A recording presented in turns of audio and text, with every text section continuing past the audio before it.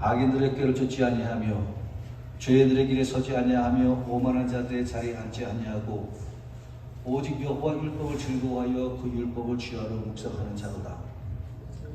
그는 시냇가에 심은 나무가 시들 쫓아 과실을 맺으며 그 잎사귀가 마르지 아니함 같으니 그 행사가 다 형통하리로다. 악인들은 그렇지 않으며 오직 바람이 나는 겨와 같도다. 그러므로 악인들은 심판을 견디지 못하며 죄인들의 의인의 중에 들지 못하리로다. 무릇 의인들의 길은 여호와께서 인정하시나 악인들의 길은 망하리로다 라고 하시는 말씀이 되겠습니다. 세상의 모든 것을 보면 세월이 간다라고 하는 것을 다들 느끼면서 살아갈 거예요. 제가 미국에 온 지 45년이라고 하는 세월을 살아갔지만 45년 전에 미국하고 지금의 미국은 엄청난 큰 차이를 갖고 살아가고 있어요. 요새 신앙생활도 마찬가지예요.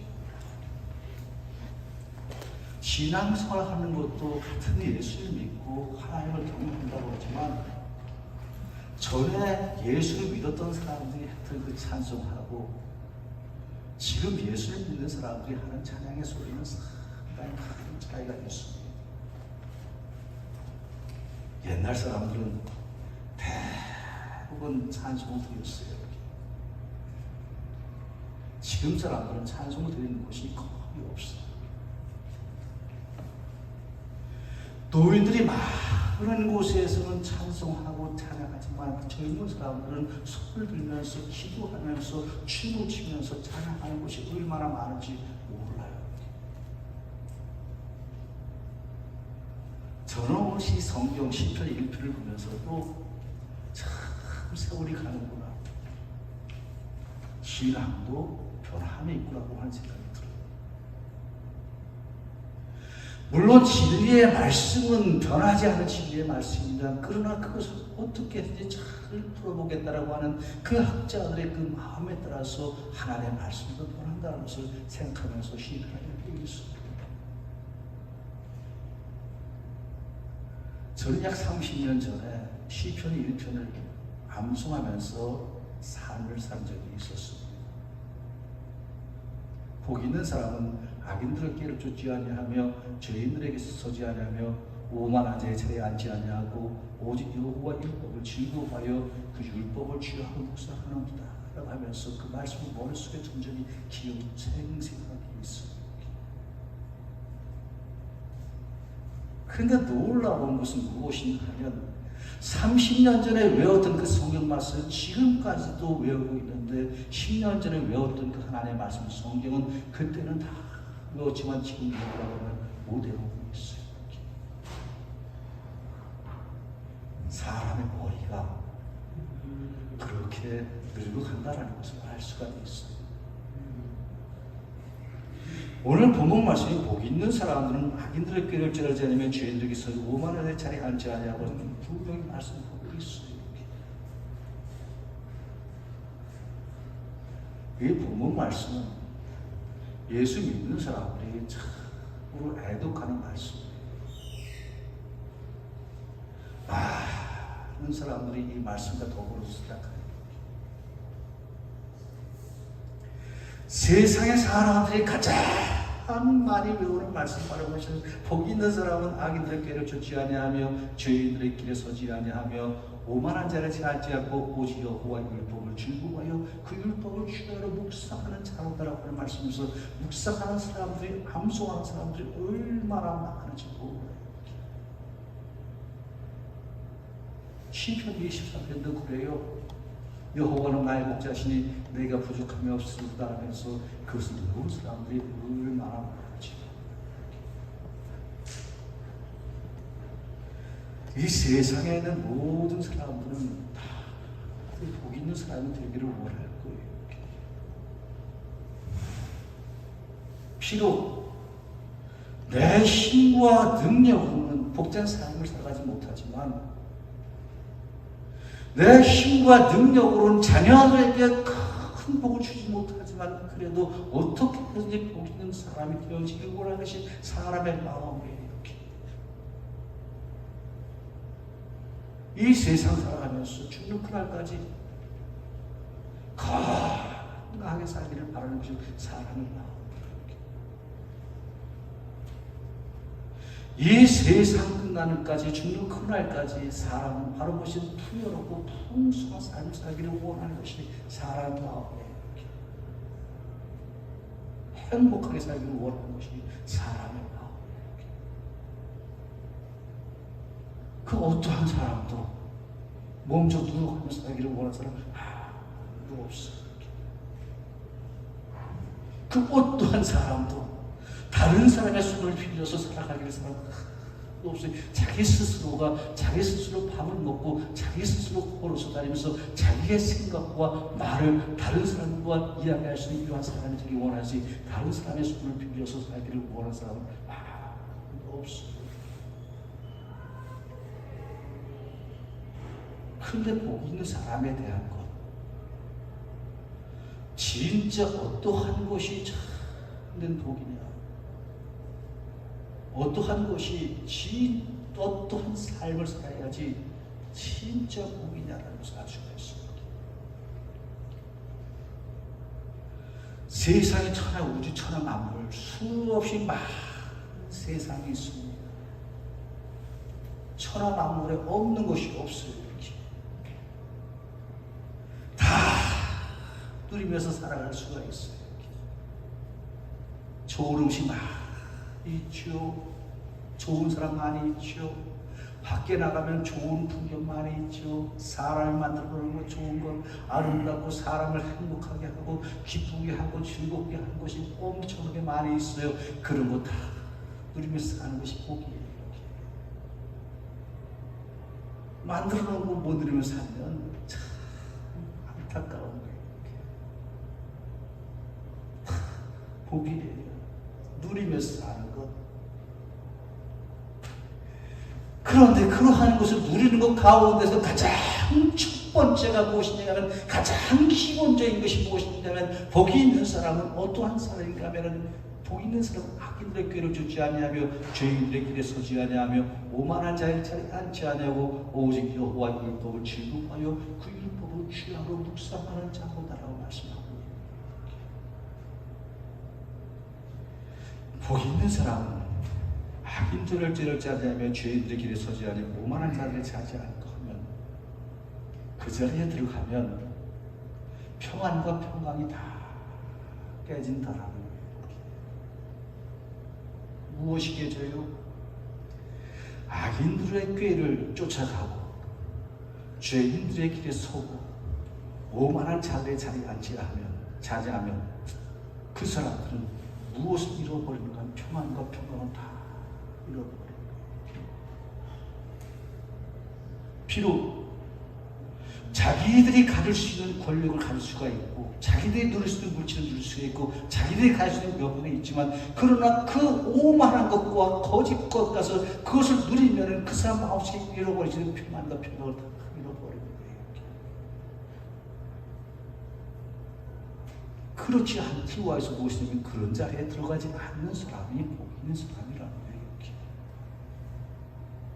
솔직하고 정직하고 당당하고 담대하게 삶을 살아가면서, 이러한 삶을 살아가면서 세상 것 누리면서 살아가야지, 세상 것 갖고서 살아가다 보면 마음속에 뭘 다 잃어버립니다.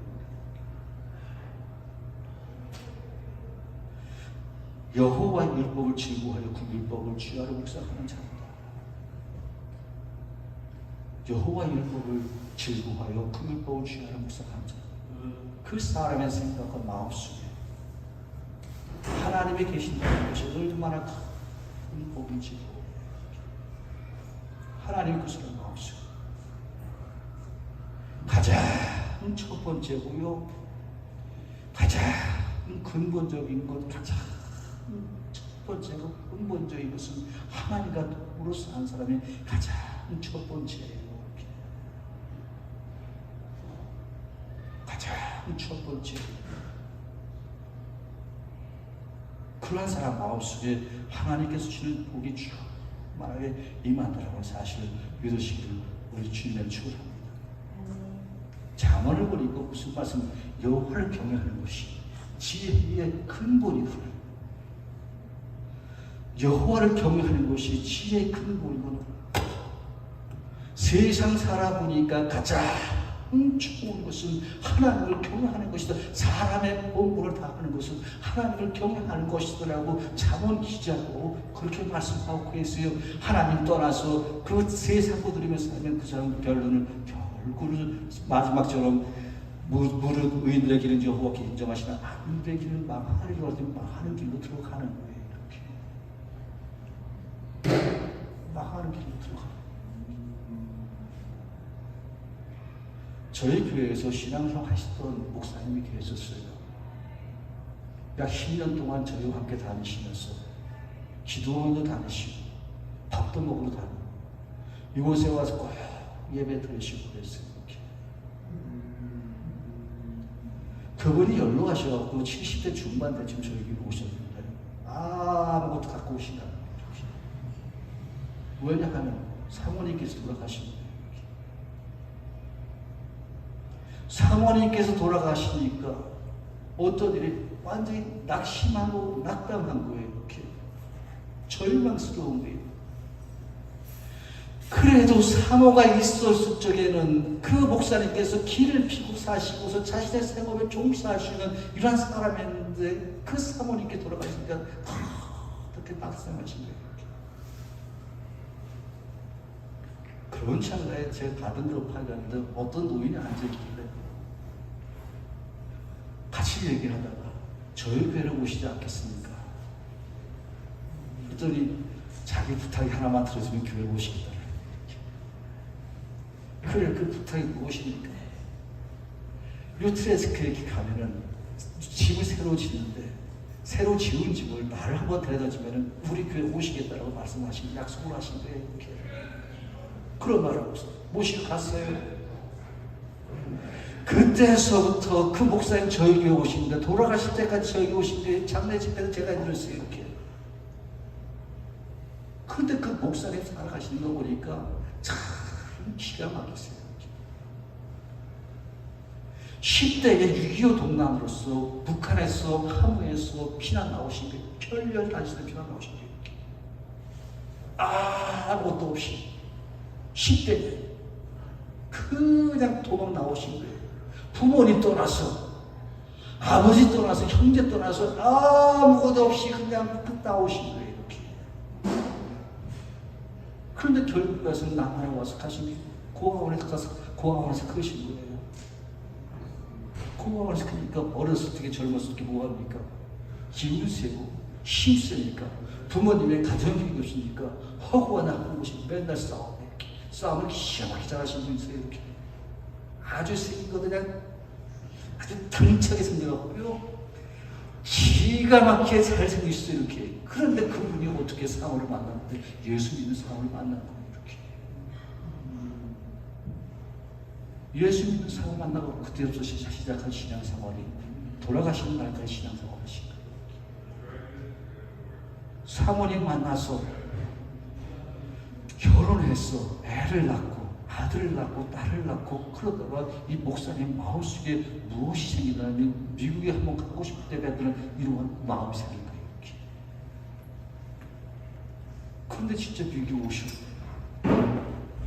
다들 아시다시피 미국에 오시면 뭐예요? 아무것도 아니에요. 대학 교수도요 미국 오면 바보 돼버려요. 대학 교수도 미국은 바보 돼버려요. 이렇게. 마켓까지 일을 해야 돼요. 왜? 당장에 먹고 살아야 되는 거예요. 한국에서 별을 단 사람도 미국에 오면은 어떻게 되죠? 바보 되져버려. 별자리 생활 절대로 못해요. 이렇게. 마켓까지 일해야 돼요. 왜? 먹고 살기 때문에. 어떠한 사람은 특별한 재주가 없거나 특별한 끈이 없으면 사람들, 남자들, 목사도 그렇고 모든 사람 다 그래요. 의식주라고 하는 이 먹고 사는 문제 때문에 전부 다 바보 돼버려요. 그러면서도 그 가운데에서 살아가시는 사람도 있어요. 그러면서도 꿈을 갖고 희망을 갖고 소망을 갖고 사는 사람들이 분명하게 있어요. 이렇게. 여자들은 좀 틀리더라고요. 여자들은 뭐가 있어요? 살아야 되겠다는 생존 본능이 있기 때문에 생활을 좀 살더라고 끝까지 해서. 그런데 남자는 끝까지 바보처럼 사는 사람도 분명히 있어요. 우리 신 목사님이 그러신 거예요. 미국 오시고 자녀들 다 두고 와갖고 하신 일이 교회 사찰을 하신 거예요. 교회 사찰을 하셨는데 결국 가서는 그 가운데 사찰을 하면서도 어떻게 했지 자기들의 가족을 미국에 데려와야 되겠다라고 하는 유한 소망을 갖고 희망을 갖고 수직하고서 그 사람은 신앙생활하면서 교회에서 사찰하면서 그렇게 열심히 하다 보니까 영주권을 받고 시민권을 갖다 보니까 이 사람의 자녀들 다 들어오고 열심히 하셨어요. 돈 벌 적에 열심히 살고 자녀들 다 데리고 들어오고 열심히 사십니다. 나중에 보니까 어느 자리 때 가면 이명박 대통령 때 청와대까지 가고 대통령과 사진하고 독대하면서 이야기할 수 있는 자리까지 다 올라간 사람, 왕을 볼 수 있는 자리까지 올라간 사람이 이렇게. 하나님을 믿는 것이 아무것도 아닌 것지만 그래도 그 가운데서 하나님을 경외하는 이러한 믿음이 있으면 하나님께서 그 사람 인생에게 보다 더 좋은 것을 주시는 하나님이라고 하는 사실을 분명히 알 수 있는 거예요. 이렇게 하나님을 잘 경외하는 사람, 비록 그 사람이 아무것도 아닌 것 같지만 그냥 무지렁뱅이 아무것도 아닌 것 같지만 그 사람 마음속에 하나님을 믿겠다라고 하는 믿음 갖고 살아가다 보면 언젠가는 하나님께 그 사람 마음속에 무슨 꿈을 주고 희망을 주고 소망을 주고 하나님을 좋아하면서 계속해서 좋은 일이 계속해서 만들어져가는 놀라운 하나님의 역사가 있게 되어진다고 말씀하고 있는 거예요. 이렇게. 하나님은 우리에게 무엇을 주시느냐? 꿈을 주고 이렇게 희망을 주고 무엇인가 해야 되겠다라고 하는 인생을 보다 더 잘 살아봐야 되겠다라고 하는 꿈과 소망과 희망을 주신 분이 바로 하나님이라고 말씀하고 계세요. 그래서 여호와를 경외하는 사람이 복 있는 사람이라는 거예요. 또한 오직 여호와 율법을 즐거워하여 그 율법을 주야로 묵상하는 자로다. 그러면 그 하나님 앞에 말씀 묵상하다 보면 하나님께서 뭐 좋은 생각을 주시는 거예요. 이렇게. 좋은 생각을 주세요. 좋은 마음을 주세요. 이렇게. 그 말씀 갖고서 순종하다 보면 언젠가 보니까 형통한 삶을 살게 되어집니다. 형통한 삶을 살게 되어져. 인생 살 때에 가장 행복할 때가 언제인지 아십니까? 인생 살 적에 자기를 만드는 것이 언제인지 아세요? 열심히 살 적에 이렇게 열심히 인생 살 적에 가장 행복할 때가 열심히 살 적에 어떠한 꿈을 갖고서 나는 이러한 사람이 되겠다라고 생각하고 결심하고 다짐하고 그것을 향하여서 열심히 살아갈 적에 그 사람이 행복한 거예요. 그리고 그 열심히 사는 것이 그 사람을 만드는 거예요. 이렇게. 그런데 하나님을 이와에 살겠다라고 결심하고 다짐하고 열심히 살아가다 보면 그런 사람은 우리는 하나님의 사람이 되어지는 거예요. 열심히 살아가자. 내가 보니까 그래요. 이렇게. 제가 보니까 그래요. 이렇게. 아무것도 아닌 것 같죠. 근데 내가 이야기를 하면 다른 사람들 다 그렇게 얘기해요. 그래 맞아. 열심히 살고 가자. 행복하다. 그 열심히 자기를 만드는 거예요. 그런데 그 열심과 고생과 열정은 끝까지 가는 것이 아니고 그때가 있더라고. 그때 열심히 살면 그게 자신을 만들어 가는 거예요. 우리가 하나님과 더불어서 살아가면서 하나님과 더불어 사는 사람이 복 있는 사람이라고 하는 사실을 믿으시기를 우리 주님을 축원합니다. 아브라함도 그랬고 다윗도 그랬고 그 모든 사람들 자신의 힘과 능력으로 살아갈 때는 참으로 보잘것 없는 사람들이었어요. 그러나 하나님을 만나고 하나님과 더불어 살아갈 때 그 사람의 인생이 다시 한번 거듭나서 새로운 삶을 살아갈 적에 좋은 일이 있다라고 하는 사실을 믿으시기를 우리 주님의 축원합니다. 그는 시냇가의 심은 나무가 철을 따라 열매를 맺으며 그 잎사귀가 마르지 아니한 듯하니 그가 하는 모든 일이 다 형통하리로다.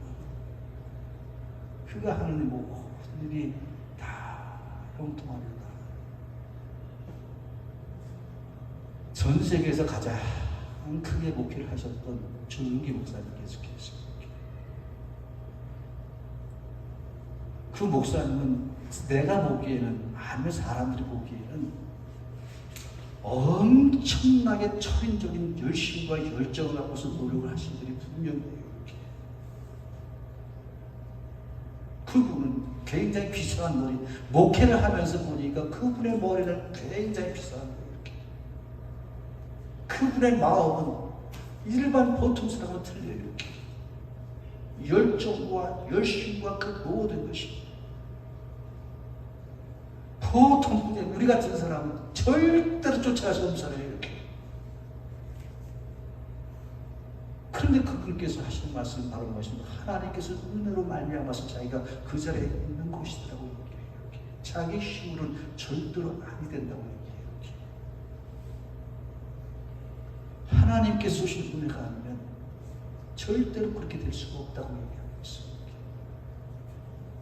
왜요? 그분이 생각하고 계획하고 꿈꾸고 희망하는 것이 누가 주신 은혜를 말미암아서 하나님께서 은혜를 말미암아서 은혜를 가지고 형통케 되어지고 그 모든 게 잘 이루어지면서 지금도 전 세계에서 제일 가는 교회가 될 수 있었던 것은 바로 무엇인가? 그분의 열정과 하나님께서 은혜로서 말미암아서 이루어진다라고 하는 사실을 말씀드리는 거예요. 그러나 하나님을 멀리하면 악인은 망하리로다. 악인은 망하리로다. 더 이야기할 것도 없습니다. 그러므로 악인들의 심판을 견디지 못하며 죄인들의 의인들의 회중에 들지 못하리로다. 불곧 의인들의 길은 여호와께서 인정하시나 악인들은 망하리로다 말씀입니다. 비록 잘 하는 것 같지만 결국에서는 곤두박질친다라는 거예요.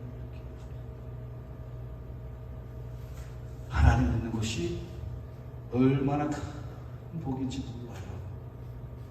하나님 믿는 것이 얼마나 큰 복인지 몰라요. 아무리 복음을 전하고 가르쳐주고 오라고 하고 손살에 치는 사람 좀 있구나 말이죠. 되려 야단치는 사람이 더 많이 있습니다. 쳐다다보는 사람이 있어요. 그런데 이곳에 이렇게 앉아서 복음의 소리를 듣는다는 것은 마음이 하나님께서 열어놓으셨기 때문에 하나님의 택하심 받은 사람이기 때문에 우리가 이 자리에 있을 수 있다는 사실을 믿으시고서 우리는 복이 있는 하나님의 사람이라고 하는